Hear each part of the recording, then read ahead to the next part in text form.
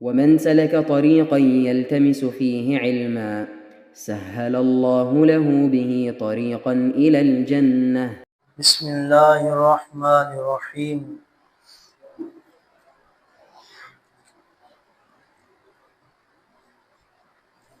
وعن عائشة رضی اللہ عنہا ان النبی صلی اللہ علیہ وسلم اکتحل فی رمضان وهو صائم، رواہ ابن ماجہ باسناد ضعیف، وقال الترمذی لا يصح في هذا الباب شيء۔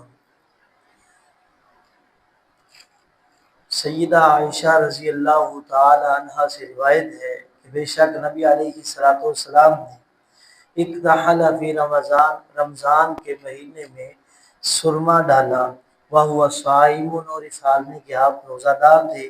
اس روایت کو ابن ماجہ نے ذکر کیا ہے اور اس کی اسناد کے بارے میں ضعف کا قرار دیا ہے، اور امام ترمذی رحمہ اللہ نے فرمایا کہ اس باب میں یہ چیز درست نہیں ہے۔ اس حدیث مبارکہ میں اس بات کا ذکر آیا ہے کہ روزے کی حالت میں سرما لگانا کیسا ہے۔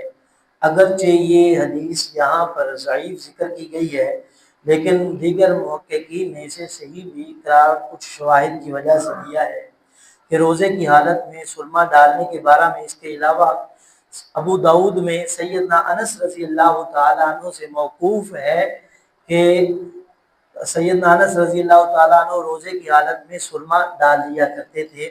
تو یہ سیدنا انس رضی اللہ تعالیٰ عنہ کا عمل بھی موجود ہے، اور اس روایت کے بارے میں اس کو جو امام البانی رحمہ اللہ نے موقوف قرار دیا ہے، اس کے علاوہ دیگر ائمہ کرام نے، امام ابراہیم نخعی رحمہ اللہ نے بھی اس سرما ڈالنے کی اجازت دی ہے۔ تو البتہ حاصل کلام یہ ہے کہ روزے کی حالت میں سرما وغیرہ ڈالنا کوئی حرج کی بات نہیں ہے۔ اس کے علاوہ کوئی دارو، کوئی ایسی چیز جو آنکھ کی تکلیف کو دور کرنے کے لیے ڈالنی پڑے تو وہ ڈالی جا سکتی ہے۔ ڈراپ وغیرہ روزے کی حالت میں آنکھ میں ڈالے جا سکتے ہیں، اس میں کوئی حرج والی بات نہیں ہے۔ اللہ تعالیٰ میں سمجھنے کی توفیق